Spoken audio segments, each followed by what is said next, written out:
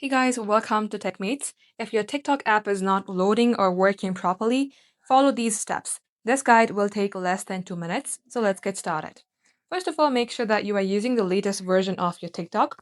So head over to your Play Store and then search for TikTok. If you see the update button, go ahead, tap on update. If you see open, that means your application is already updated, so move on to our next step. Launch your settings, scroll all the way below and select apps. Here also type in TikTok, select your app, scroll below, select storage, and clear the cache. If you remember your credential like your username and password, you may also go ahead delete the data after reading this. Now come back onto App Info page, tap Force Stop and then OK. Now restart your device, launch your TikTok, and this shall fix your problem. If it had helped you in any ways, hit like and subscribe to our Techmates for more daily tutorials.